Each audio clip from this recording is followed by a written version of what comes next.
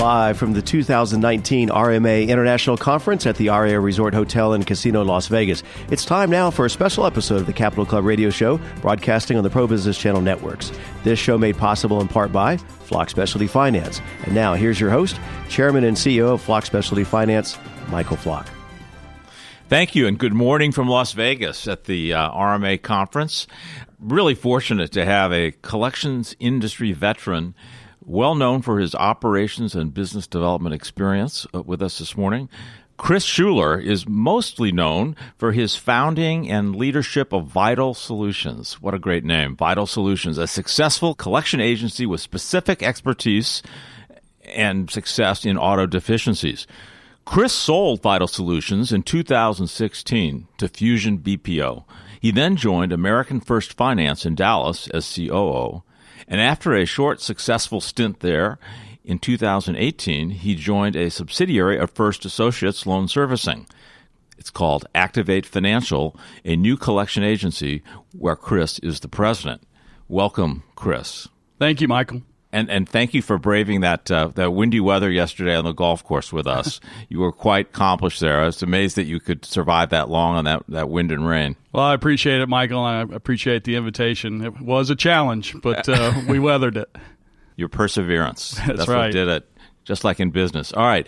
Chris, you've had an incredibly rich set of positions and experiences across several pieces, I would call it, of the continuum of accounts receivables management. Let's discuss some of these highlights first of your career, starting in 1990 to today, which is nearly 30 years.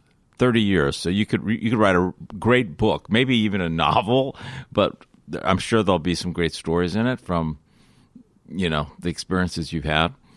There's certainly a few. Yeah. Let's start at the beginning. Why did you start with a collection law firm, Wallace de Mayo? That was one of the largest ones, I think, at the time, wasn't it? It was. Wallace de Mayo ended up being the largest collection law firm at that time in the country. Background on that was that Richard DeMayo and I were fraternity brothers. Okay. And I had done a couple favors for some folks in Georgia, and had gotten an introduction to Richard through some senior execs at Merrill Lynch. And at the time, they were looking for someone to come in and help them with business development.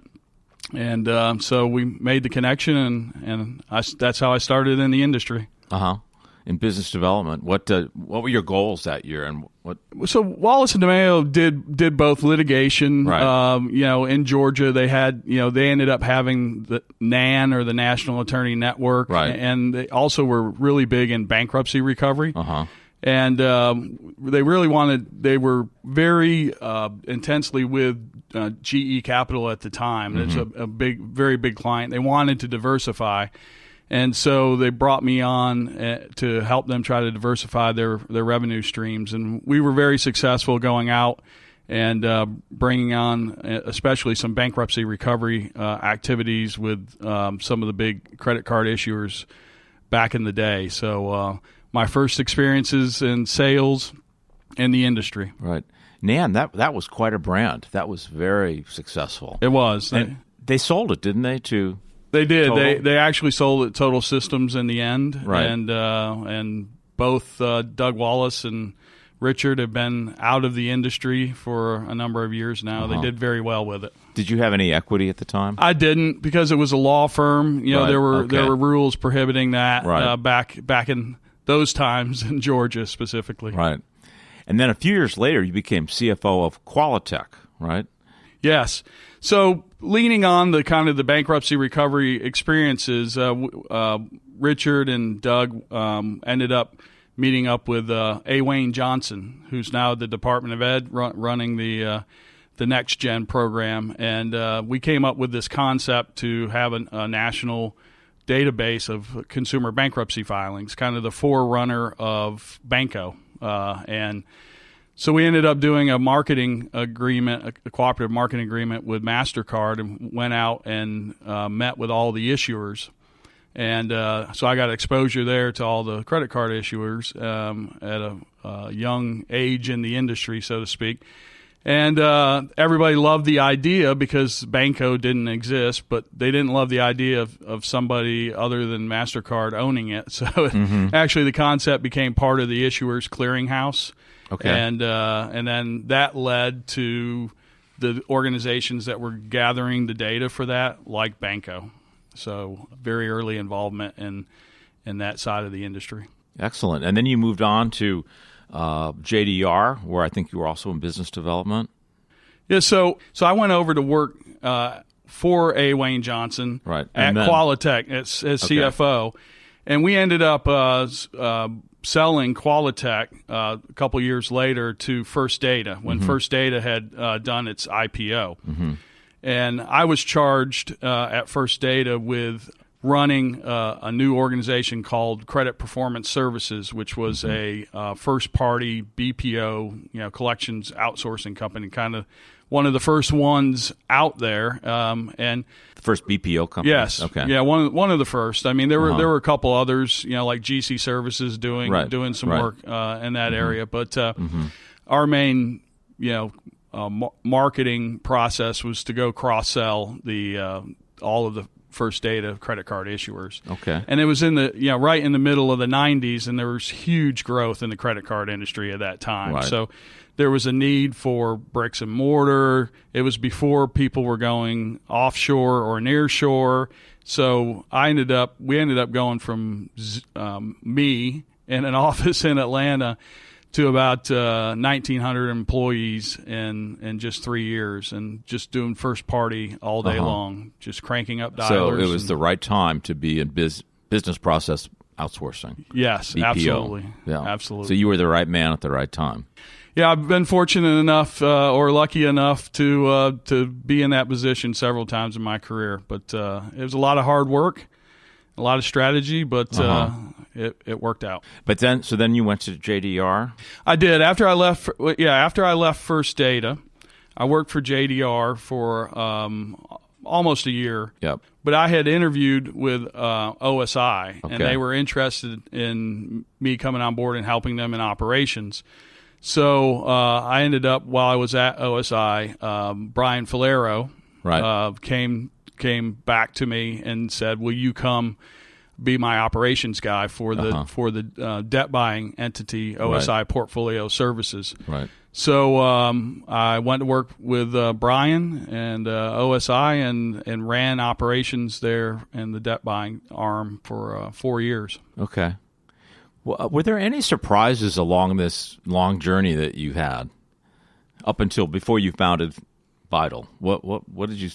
Yeah, no surprises. It was just a lot of hard work and learning the industry. Luck, but what's the old saying? Luck is where perseverance and work effort, hard work, meet opportunity. Right. So in growing as a executive and a leader, just putting the work in, kind of going back to a central theme I've had of dedication, desire, determination to succeed. Well, the other thing that's a pattern, I think, in your career is that you've had a pretty big network of relationships with others in different pieces of the receivables management continuum, in bankruptcy, first party, third party, and you have relationships with leaders in each one of those segments. I have. I've prided myself in certainly building relationships and and never burning a bridge and cultivating those relationships and friendship. Right. This probably goes back to my fraternity days and as chapter president and rush chairman and so forth. So sales skills. But also, I've really prided myself in helping others develop in the industry. A lot of the guys that have worked with me or reported to me over the years, I really enjoy seeing them succeed also. So what's interesting, and this I'd love to talk about this because this is what we believe at Flock is more than a transaction, and that's what you have been doing. You've been building these relationships which drive transactions, but you've been developing people along the way, partners, just like at the fraternity. You said you and Richard DeMayo were fraternity brothers, but that there's a bond there that you must have created along the way in all these other companies. And after 30 years, it's a pretty rich network, isn't it? It is. It's surprising. So, I was in Atlanta last month, and my whole schedule was about going around and talking with guys that I've worked with that are now leading collection operations, across Atlanta, and I do that, every day. So they've been very successful, and I take some pride in that. Well, right. And so much, I think, in the collection industry depends on trust between people. And without those relationships, it's hard to build up trust quickly. It takes time. You're right. And as an entrepreneur and having started firms and now starting another firm again, it is about that trust and going to those people and saying, you know me, you know what I can do, how I operate, how I treat people. And would you take a chance with me again and bring me some bring me some placements, particularly in BPO when you're at the early stages of it, and a lot of people were paranoid about giving up relationships with their customers to someone else. So that's why that trust also was crucial, because people didn't want to lose contact or somehow violate their own relationship with their consumers. So they have to have confidence in you, your organization, its culture, and its skills, right? Absolutely. And emulating a lot of those operations is part of it, but doing it the right way has always been a key, and making sure that you have the quality in the organization. I mean, anybody can run the technology tools, but what do the people do? How are you managing them? How are you developing them? And what quality you have in the organization? And delivering a quality product and being upfront and honest and trustworthy is a key. Right. Absolutely. So let's move now to Vital Solutions. I mean, you were having fun at OSI. So why would you leave? You were successful there. Why did you want to leave? You started Vital in 2002. You were there to 2016. So that's 14 years in one company. That's the longest you've ever been with one company. Of course, it was your own. Right. But why? Well, actually, Chris Gugala and I kind of saw the writing on the wall at OSI as to what was going on toward the end of the OSI days, before it was taken over by NCO. Okay. And we had done had worked together on several deals, but we had done a very large deal with Ford Motor Credit on a subprime portfolio that they had to take over the servicing. It was a liquidating portfolio, and we were going to take over 100% of the servicing. And it was a major event for OSI and a major event for both of us to be able to bring that home. And we kind of looked at each other and said, hey, why can't we do this for ourselves? It was kind of the classic entrepreneurial, light bulb going off at dinner one night. And so we spent some serious amount of time putting together a nice business plan and meeting with some angel investors. And we ended up going with a group in Atlanta and brought in a couple $1 million along with a lot of our own money. Okay. And launched Vital. And, Chris had the background in the auto finance industry. Right.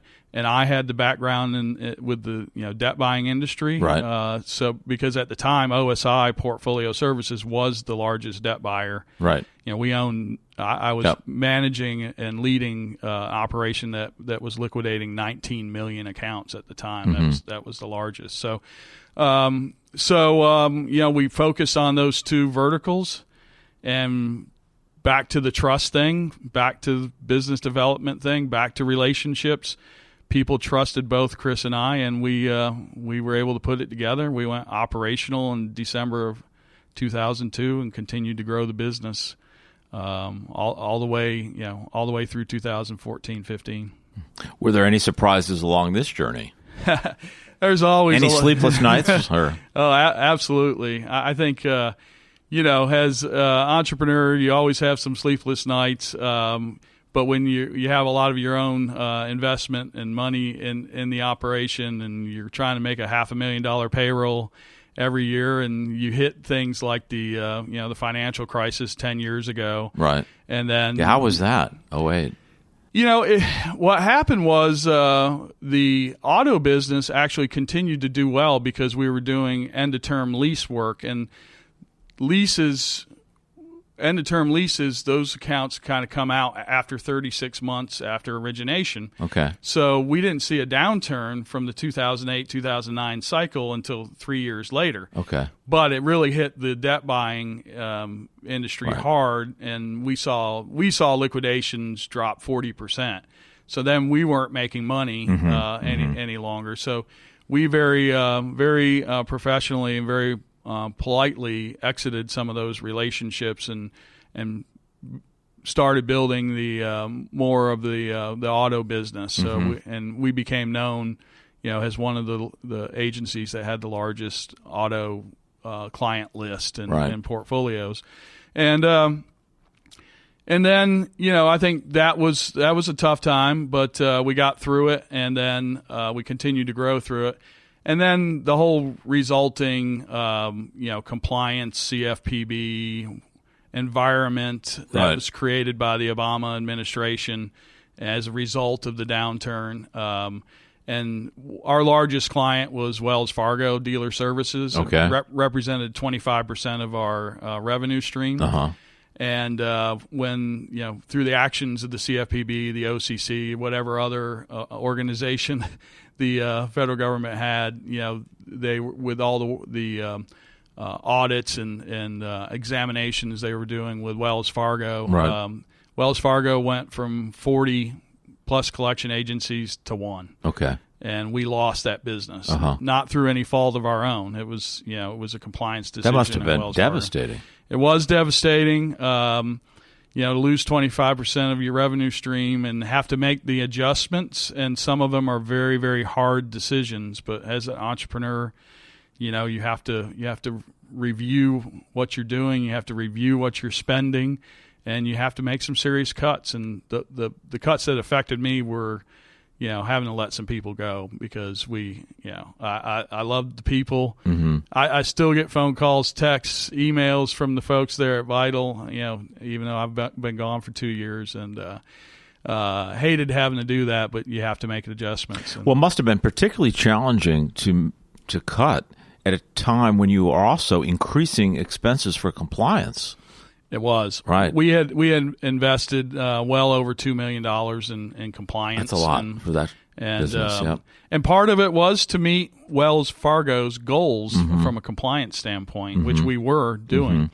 But it made in the end, it made the organization stronger. Okay. Nietzsche and the conflict theory, right? So I've believed in that in a long time. But what doesn't kill you makes you stronger. So.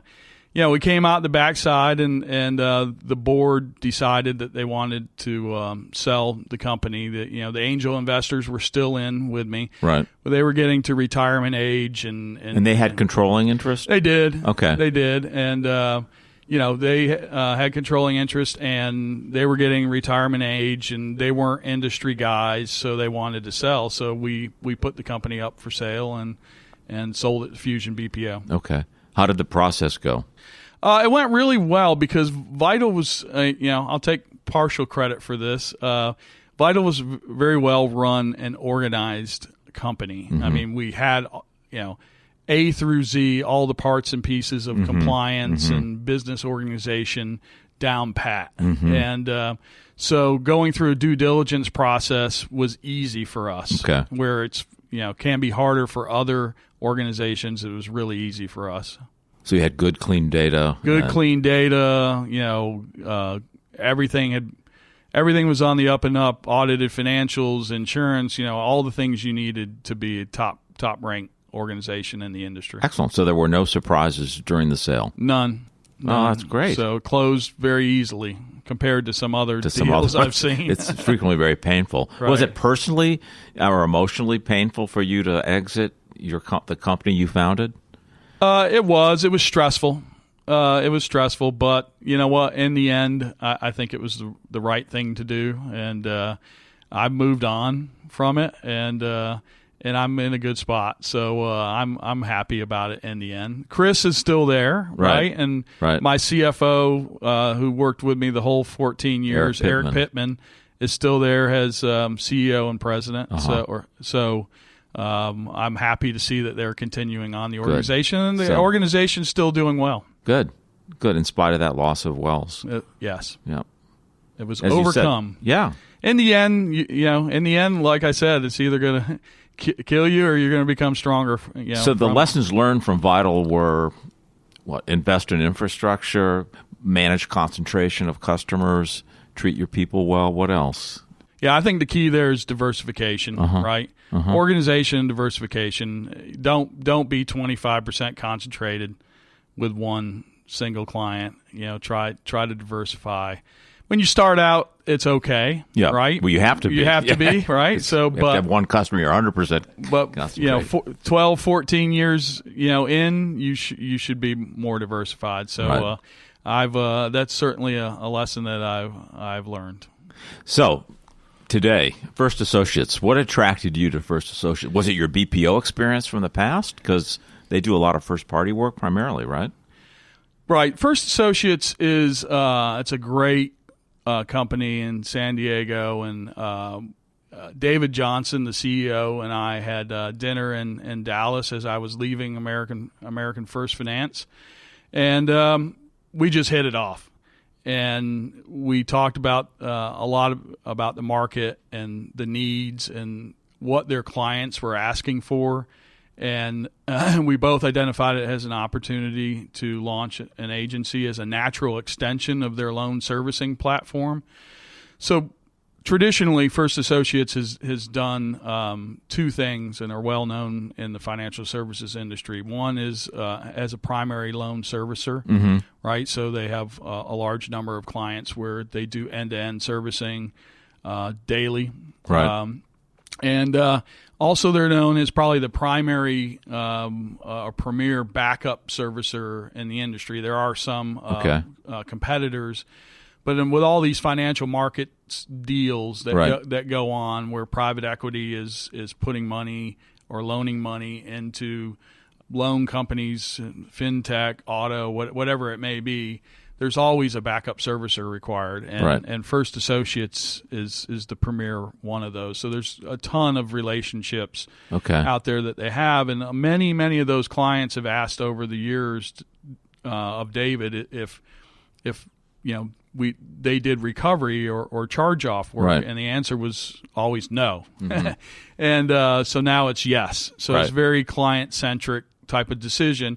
And we took some time to strategize on it and where we want to go with it. So there's a lot of strategy in it and a lot of decision making. But we feel really good about being able to utilize the infrastructure that First Associates has and create the new company. But loan servicing, that market is so huge. There are so many companies doing that, and more. I mean, they're all going offshore, just like you guys are at Baja. So what is your edge?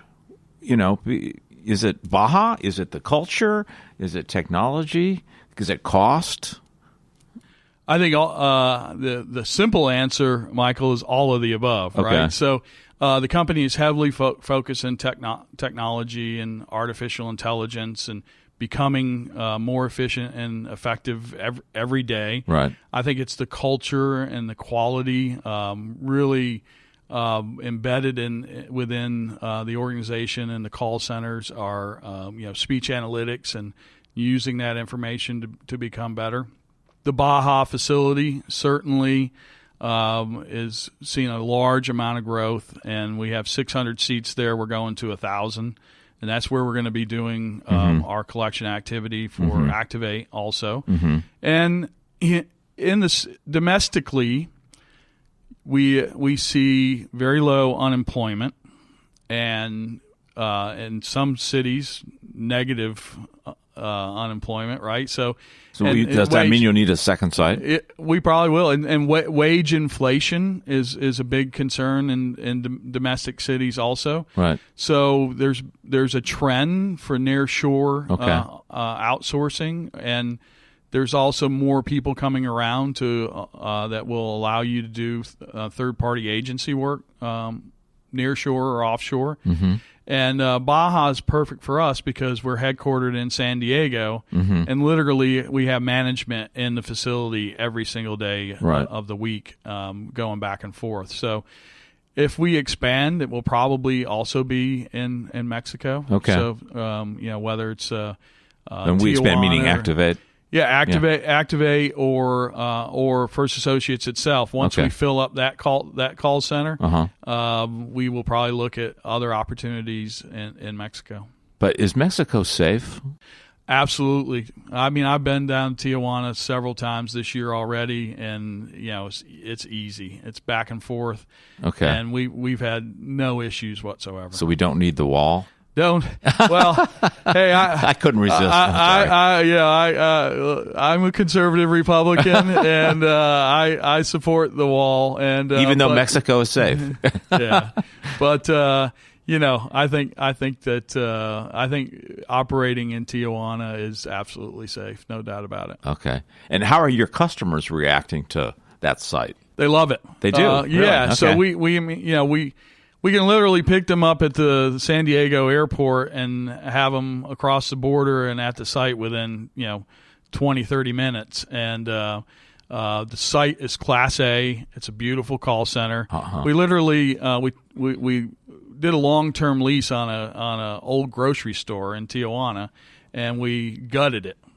And it's being built back as a Class A call center with all the right equipment, security, technology, everything you need to run top of the line call center. Excellent. So far, no surprises then. No surprises. No obstacles. It's easy, huh? Compliance. Licensing is always an obstacle. So it's taking a little bit longer than we expected, but hey, it's the environment, and we have to wait for the states to issue the licenses. But the great thing is that we have a couple of clients already either on board or coming on board where we can work accounts in the states that we are qualified to work in, and as we get our licenses in, we will then take on accounts for states. But the company is extremely compliant. Has a large compliance department, and we're going to, like Vital, we're going to do things that activate the right way, the compliant way, and that's what First Associates is all about anyways. Good. Well, as we wrap this up this morning, Chris, what's your outlook for the industry in 2019 and beyond? What do you see there in the future? Because you've been blessed with, I think, a perspicacity that you seem to be at the right place at the right time. Wallace and DeMaio, Qualitech, OSI. So you look where there are opportunities. So you're now with a big loan servicing BPO company. What's next on the horizon for the market? What do you see happening? Well, I think there's going to be continued outsourcing both on the first party and third party side, and I think there's a potential for another recession out there. I don't want to see it, but I think there's certainly some writing on the wall that's going to come eventually, and I think there'll be a lot of bad debt out there that will need servicers, and that's what we're in the market for, and we want to service bad debt, and so we're going to be looking for opportunities to do that in all segments. And I think the outlook is strong, barring any decisions by the CFPB or anything else that would kind of mar the opportunity, so to speak. But what about the market for debt buyers? We're here today with RMA. What do you see for debt buyers? I think it's strong. I mean, I don't see the issuers that I'm talking to. I don't see any of them backing off selling. It's once you begin selling, it's hard to stop. Although the big banks did, Wells. Well, B of A, Chase, true, and I did talk with Wells yesterday, and they're going to stay on the path they're on. Okay. But with the growth in fintech and other verticals, an interesting vertical that's out there today that's going to be I think a high growth vertical is out-of-pocket patient financing. There's a lot of companies that Right. are looking I've heard to that. get into that business and already in the business. But that's not bad debt. There will be bad debt as a result of it. Uh-huh. So, and we actually at First Associates are going to be providing loan servicing and bad debt collections for some of those. So we're also becoming HIPAA compliant to be able to do that. Do you see companies doing both then? Providing the performing or the originations of those loans plus the write-off opportunities? Yeah, absolutely. Yeah. We are writing into a lot of our loan servicing contracts at First Associates. A lot of the new ones, the opportunity to use Activate has a natural extension of the loan servicing operation. You know, once it charges off, then it moves over to Activate, and we try to recover the charge-offs. Excellent. Well, Chris, one last question. What final wisdom do you have for young people that are starting out in their careers like you did 30 years ago? What wisdom do you have about this industry if they're considering getting into either collections, BPO, debt buying, legal collections? What lessons learned and advice would you give young people today? Dedication, desire, determination, hard work, put in the sweat equity. I certainly did, and there are still opportunities out there to grow within this industry, to go, and I've seen it happen many times, to go from being a $15 an hour collector to a supervisor, to a manager, to a director, to a VP. I can list names of people that worked with me or for me that have done that are very successful today in the industry. So just work hard, learn the business, and opportunity abounds. Excellent. Well, Chris, thank you very much for your time this morning and taking us on the journey, tracing back to your beginnings over 30 years ago, from Wallace de Mayo to Activate Financial. That's quite a spectrum of receivables management, spectrum of experiences, a lot of fun, maybe a few tough moments.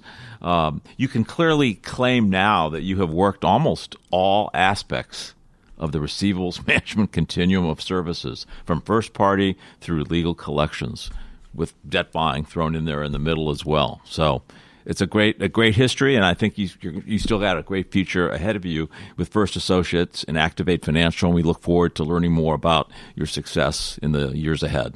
Thank you, Michael. I appreciate it. Thanks, Chris. Thank you. We want to thank you for listening to this special episode of the Capital Club Radio Show with your host, Michael Flock, and his guests live from the 2019 RMA International Conference at the Aria Resort Hotel and Casino in Las Vegas, made possible again in part by Flock Specialty Finance, more than a transaction. For more info, visit flockfinance.com. To listen to this rebroadcast and other episodes, visit capitalclubradio.com.